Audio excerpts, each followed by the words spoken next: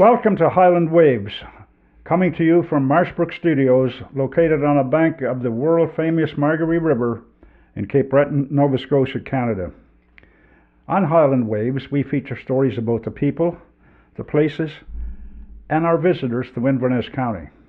I'm Pat Wall, your host. This morning I'm pleased to have with me here in the studio environmentalist, community activist, and professional woods craftsman extraordinaire, Mr. Brian Peters. Welcome to Highland Waves, Brian. Thank you, Pat. I'm happy to be here. Well, we're glad to have you. The name Peters derives from Petrus, which comes from medieval Europe. Are your ancestors from Europe? Yes, that's exactly right. Eastern Europe, actually. Okay. The Ukraine, Poland, Austria, and Czechoslovakia. Okay. All right. Were you born in Margarees? No, I was born in North Winnipeg. North Winnipeg? Mm-hmm. Cold place. Yes, it is a cold place. What was your journey to Margarees? Well, I actually first came here in 1970 as a tourist. And I was married then, and my wife and I were so intrigued with Margarees, it felt so much like home, that we bought the first piece of woodland that we saw and returned the next year with 7 friends. So there were 9 of us that arrived in 1971. You were one of the few people living off the grid. Yes, that's right. Well, our property is quite remote. It's 5 kilometers off the pavement in northeast Margarees, and that Big Brook Road is the main road there, and all of us, there are 5 or 6 families now that are totally off grid. Oh, is that right? Yeah. Okay. How much work is it to keep it going? Yes, well, I'm starting to realize that now as I'm entering my dotage. It is a fair amount of work. Although our off-grid system, it's a micro hydro, and it's based on spring water, so we don't have problems with freezing and with trash. So that large aspect of maintenance is eliminated, and I'm happy to say it's been running since 1984. Completely, steadily. The only time it's down is if I have to change a belt or, some minor thing that happens. So it's been running since 1984 and been relatively maintenance and cost free. Well, that's very good. You're obviously a versatile handyman. In the Navy, they would call you a bosun because anything you put your hands to, you can do it. Maybe even brain surgery. Did you take any formal training in a trade or any of that such thing? Yeah, well, while I was in Winnipeg, I was at the University of Manitoba, and I graduated with an undergraduate degree in architecture. Okay. And at that time, my friends and I, those people who came with me to Cape Breton, we lived in an urban co-op. So we lived in one big house together. And we got very much involved in social justice issues and environmental issues. And at that time, the war in Vietnam was raging. And environmentalism was just coming, into awareness, along with feminism and a number of social justice issues. And all of which we got involved in and realized that, like many people throughout North America, came to the realization they did not want to contribute to the society in the direction it was going. And we decided we wanted to come back to the land, and which is what we did in Margarees. Okay. Have you had a mentor back in those days when you were getting involved in building houses and power plants and all of that? Well, while I was at school, I had a professor who owned a fine furniture business, and he had a workshop where he would design and then have people build it. And so I worked for him for a while, and that was my apprenticeship in building furniture. Otherwise, among our friends, my friends were my mentors, I suppose. They probably had more influence on me than anyone. You're a professional wood artist? And I assume you make your living from that? Well, in a manner of speaking, yes. I think it's more of a partnership. My wife, who is a retired nurse, so she, brought in the lion's share of cash flow. But I used my skills to develop our homestead as well, and so we live in a comfortable home with lots of fine furniture. But yes, I used my skills to self market and sell furniture. How do you market yourself? Well, it's interesting. I do have a website, and I would use that as kind of an enhanced business card in a way. I can't say that I ever got an order through the website directly, where I was contacted online and people put in an order. And I was just as happy for that, because my approach would be more to try to get to know the people. I preferred to actually see the space that the furniture was going to end up. And so as a result, most of my marketing was done word of mouth. And more, my clients are local. If somebody wanted a piece, how do you get in touch with you, or how do they go about that? Well, I'm in the phone book. I'm on, I have an internet, an email address, and the website. Although the website is now obsolete, it's got all the wrong contact information, and I haven't paid to keep it up. My son tells me that it's down, it doesn't exist anymore, but he says he could get it going if I like. But I have no trouble getting work. Oh, good. For decades, you've been making contributions to the community through volunteering. At one time, you were involved with the Margaree Co-op. That's right. You were involved with the Margaree Lake Ainslie Heritage River Society. Yes. I think you were a co-founder of the Margaree Environmental Association. Yes. And you were, perhaps, and still are, involved with the Cape Breton West Aquatic Centre. Yes. An initiative to bring a swimming pool complex to the area. You're a busy boy. Let's talk about your involvement with the Margaree Co-op. Why did you get involved there?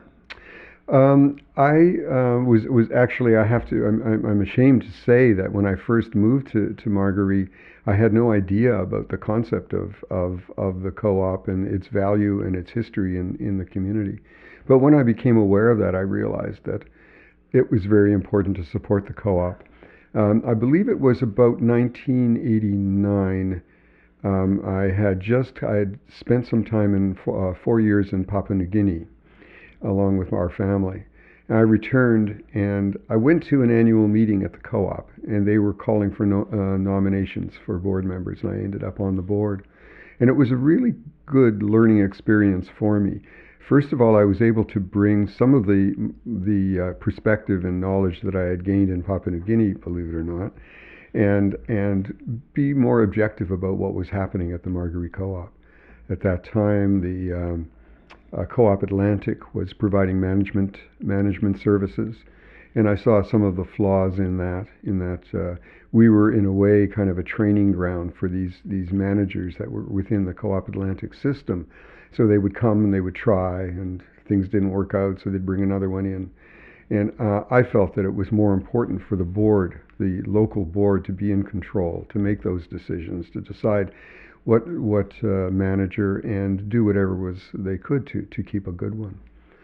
So that was my first experience on the board. Then I left the board for a while.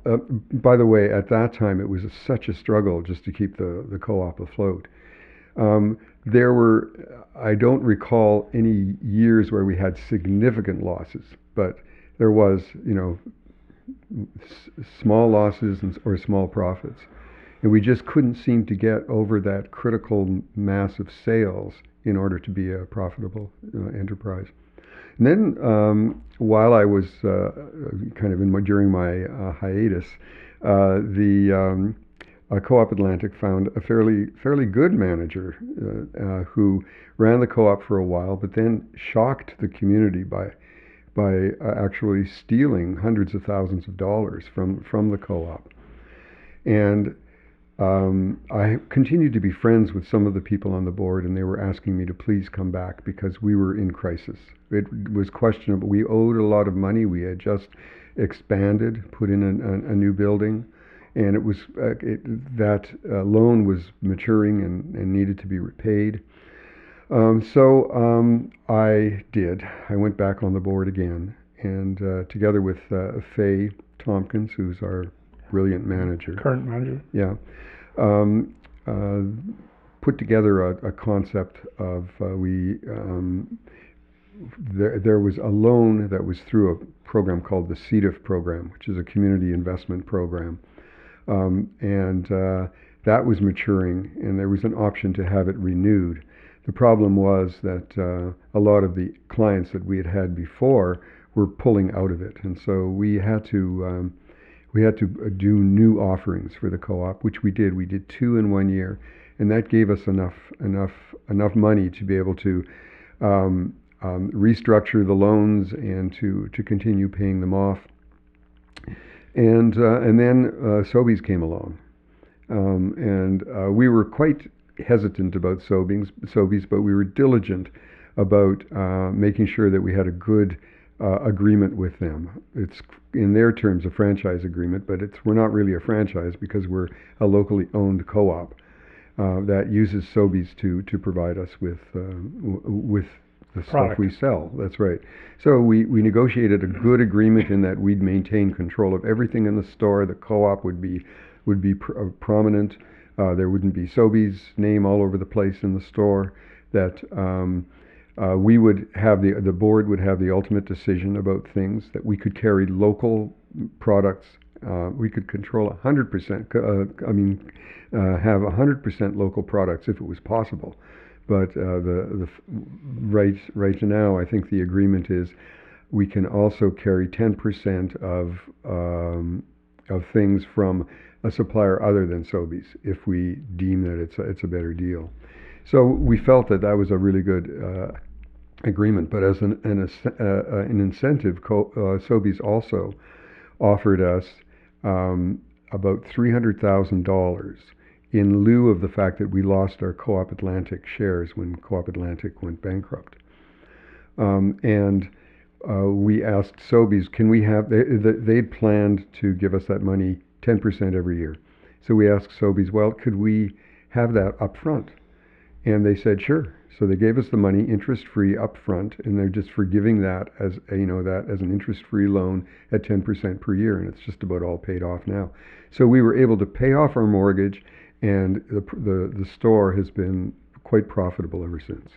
You accomplished a lot. Well, it wasn't just me, that's for sure. Yeah, I understand, but you had a team with you. And we did, and I was, very happy with the way it went. The Margarees Lake Ainslie Canadian River Heritage Society was started about, around the early 90s. Yes, it was 91, I think. And about 5 or 6 years ago, you and Del Muse, I think, revitalized that society. Yes. And were you involved in the original designation? Well, actually, I was, to an extent, in that there was extensive community consultations going on, and there was actually significant resistance. There was a lot of paranoia.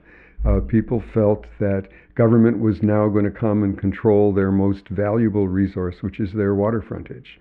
And the fact is, of course, that all of the rules and regulations were in place. The Heritage River wasn't proposing any new or more extensive rules and regulations, but simply that to make people aware of them, so that the environment would be protected. So I was involved in those consultations, and I was asked to sit on the board, but at that time I was again going overseas for another stint of volunteer work, and so I couldn't be involved. I couldn't be a member of the board, but I was a strong supporter of the concept of the Heritage River.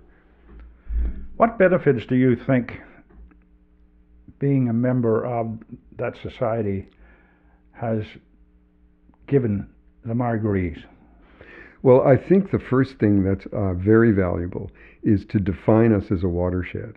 We're a number of disparate communities spread along the branches of the Margaree River, and there wasn't really a concept of we're all in it together. Somebody who dumps something in a little stream at the in the hinterlands affects people down at the harbor. And so I think that just it may not have been very sophisticated, that awareness, but it's the rudiments of it were there. So I think that was a big advantage of the Heritage River. Also, an opportunity to celebrate the heritage and to understand it, to recognize the diversity, and also to have us respect that diversity as a value. So I would say that for me anyway, in the big picture, that was the most valuable aspect. It's now part of the Margarees Salmon Museum. Yes. And how do you think that will evolve? Well, the Salmon Museum is a very, very, in my mind, a very strong organization in that, of course, all organizations are vulnerable, but it has infrastructure that's valuable, popular, and has a definite purpose, and also it, along with that, that awareness of watershed and diversity, it's also a benefit to the Salmon Museum to diversify its focus. I think that what we found was that there was so much overlap in the board and leadership of the three organizations, the Salmon Association, the Salmon Museum, and the Heritage River, that really it made a lot of sense for that merger to take place.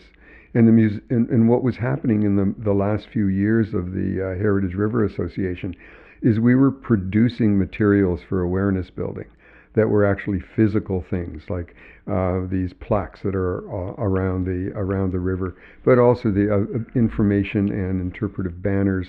And they really needed a home. They needed a place that was a physical infrastructure for them to be, and from which they could be disseminated to other places. But that was, I'd say, the big benefit to the Heritage River Society was to actually have a home. It seems to me, through my research, that everybody is looking forward to it getting going at the present time. It's a new step. Yes. I think it's a good one. And exciting as well. Yes. The Margaree Environmental Association. Mm-hmm. It's been in place since 1982. That's right. And I think you were one of the co-founders. Yes. What sparked your interest in the environmental movement?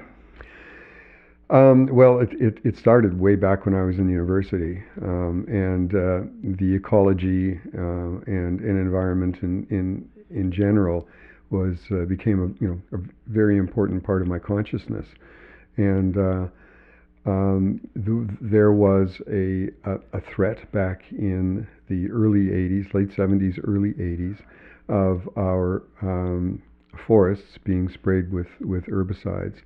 Stora Kopparberg, which ran the pulp mill at the time, had received permits from the provincial government to spray a compound of 2,4-D and 2,4,5-T, which was commonly known as Agent Orange. It was the same stuff that was being sprayed in Vietnam to defoliate. And the last thing in the world that I and many other people wanted to see was to have our forests aerial sprayed with Agent Orange. Lots of problems that I don't want to get into, with regards to the chemistry and also with drift, and so it was just, we saw it as a threat. And you probably recall, and many of your listeners would recall, the herbicide trials, which went on for about 2.5 years and saw 12 plaintiffs from across the eastern counties put their land up as collateral in order to enforce an injunction to stop Stora Forest Industries from using Agent Orange. This went on for 2.5 years, and unfortunately the plaintiffs lost very badly. The leader in this was, of course, Elizabeth May, who has gone on to greater things. But that established her as a leader in the environmental movement. The Margaree Environmental Association actually spun out of that, because when the plaintiffs lost the herbicide trial, what happened was all of the organizations, the environmental organizations around Cape Breton, were obligated to empty their coffers and send the money to Stora Forest Industries. It was part of the settlement. And what we did in Margaree was we refused to do that, but we refused to send the money to Stora. And what we had to do was form a new organization. At that time, we were part of Cape Breton Landowners Against the Spray and the Herbicide Fund Society, was kind of how we were structured. And then there were committees, and Margaree was a committee. So we had to establish our own formal association. And we did that, and the Margaree Environmental Association was born. And it went on to be, to continue to fight against the spraying of herbicides and other pesticides on Crown land. Well, you certainly faced setbacks, and environmentalists always seems face their share. I keep saying that when I start winning, I'm going to start worrying. What advice would you have for someone who wants to get involved in the environmental movement? Well, there are quite a few organizations that are active, and certainly ours is. Ours is quite, we're quite small, although, if our membership is probably, our membership is defined by anybody who happens to give us a donation. And then people can always withdraw their membership. But rather than trying to maintain a membership list, which is very onerous for organizations, we just kind of left it at that. But the way we function is when an issue arises and we become active in it, people who are interested participate. Well, that brings me to another area, the Cape Breton West Aquatic Center, right, which the MEA worked with a design consultant and an engineering firm to do a feasibility study on an aquatic center here in the area. That cost something like $100,000. Yep. Why did the Margaree Environmental Association get involved there? It seems like right. Well, that's an interesting question. I'd say there were two forces. The first one was the Inverness County, and together with the provincial and federal government, had this plan to build an airport that our county would then be responsible for owning and operating, in order to facilitate the transportation for golfers, for Cabot Links. It was going to the price of the whole development, I think, was in the neighborhood of $30 million, and then of course there'd be the cost of running it. And the Margaree Environmental Association was quite appalled that public money and long-term commitment for maintenance would be used in order to satisfy an independent private development, especially something that wasn't year-round, wasn't completely inclusive. You have to like golfing in order to benefit, and in many ways you have to be rich in order to access the services. So what we did was we approached County Council and said, we have a better idea. Rather than using that money for, this is the Margaree Environmental Association, rather than using that money for an airport to serve an elite, why not establish some infrastructure in Western Cape Breton that would be year-round, indoor, that would serve all of the people, rich or poor, old or young, and then we also presented the health benefits of what we were proposing. Now, there was the airport and our reaction to it. The other aspect was that we have two public health nurses on our board for the Margaree Environmental Association, Donna Arsenault and Maria Cody, and they're always reminding us that human and environmental health go hand in hand. That in order to have a healthy environment, in order for people to be healthy, we need to have a healthy environment. And we thought about the health issues that are facing the people in Inverness County. We have an aging population. We have probably among the poorest health indicators in Canada, in Inverness County, and also in relatively in Nova Scotia. And aquatic exercise and aquatic programs are probably the most top effective. Of the list, really. Top of the list. The other thing that's top of the list is that it happens to be the most popular physical activity in Canada are water sports. The whole range of them. Another thing that we presented to council was the fact that an incredible number of fishermen in the area can't swim.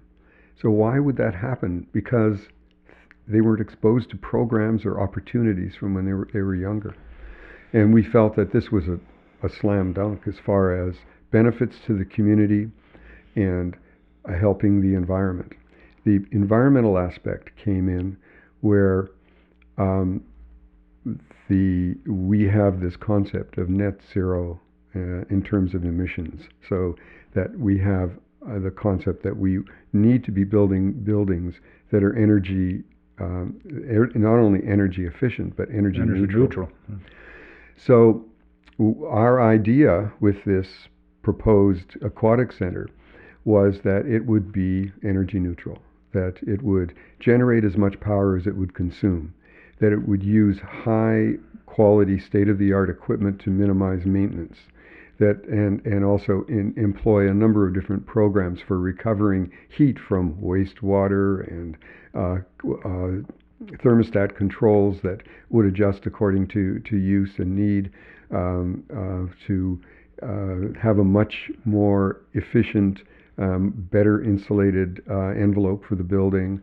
Just all of these measures that we felt that we could have like a state-of-the-art, example of how to build in the new reality of addressing climate change. So this was part of our presentation as well. So a combination of human and natural and environmental health. Unfortunately, it seems that the municipal council wasn't in favor, and I think their major objection was because of the operating costs going forward. Yes, we've been rather frustrated because we wanted to have communication with the council. They did an economic analysis of the possibility of doing this, and their whole evaluation ignored the energy neutral concept. We employed CBCL Engineering in order to do the energy audit. And they said, yes, indeed, it is feasible that you would save up to 40% of your operating costs by having an energy neutral building, and use the efficiency measures that were being proposed. Council ignored that in their evaluation. And the other thing was that we had received confirmation from both the provincial government and the federal government that council would be maybe responsible for maybe 10% of the building cost, which would be, say, $3 million. And council, for some reason, have decided that's $17 million. And so they just said absolutely not. So we feel that we did not get a fair hearing in terms of this. And we're actually in the process now of looking for an alternative owner-operator for this facility. The Cape Breton West Aquatic Centre Society has been formed. Yes. And they don't seem to have been disturbed too much about this council's decision. They want to go ahead and keep working on this. Is that correct? Yes, that's correct. Okay. So the society is a separate organization from MEA. The Margarees Environmental Association is really very confrontational in the way that we do things, and which is a bit at odds when you're going hat in hand asking people to to do something for you. So we established a separate association. MEA still has a member on the board, but it is a community. It's a fledgling community organization, and they are active and need to get more active in order to make this work. How do people become involved? Well, we have a website, okay. And it's Cape Breton West Aquatic Center, all one word, Cape Breton West Aquatic Center, and you'll get on there, and it tells you how to get involved. Okay. Is there anything else you would like to add before we wrap up? I think that I would like to say that in my experience in Margarees, which has, as you have pointed out, has covered a number of social aspects of the community, probably the most profound experience I had was the 10-year period in which we were trying to save our local schools. And this was another battle that we lost. However, in some can analyze it and say, indeed, we did win. Initially, the Inverness District School Board said they were going to be closing the schools in Margarees, and all of our students would be sent to Inverness. And that was the galvanizing point. That's what brought all of the disparate communities within the Margarees together, and to fight to not have our children sent to Inverness, to be committed to and with some from up at the head of the watershed, it would be more than an hour each way a day to be committed to a bus, and we did not want that. We also didn't want our students outside of our community, and we succeeded with a compromise, with it being in Terre Noire, in which we understand, to bring the English-speaking students from Cheticamp and Pleasant Bay. But I would say that experience, with the involvement of many, many people within the community and support from people within the community in many, many ways that I could get into, but that was the most significant experience I've had here. Great work. Thank you. Thank you, Brian, for taking the time from your busy life to come and inform our listeners. And thank you for all you do for the citizens of Inverness County, and particularly of the Margarees. And thank you to our listeners. Don't forget to share the podcast with your friends and family, and subscribe so you can stay up to date. Subscribing to Highland Waves is free. Our thought for today is by Henrik Ibsen, who said, "A community is like a ship. Everyone should be willing to take the helm." So long for now, Pat.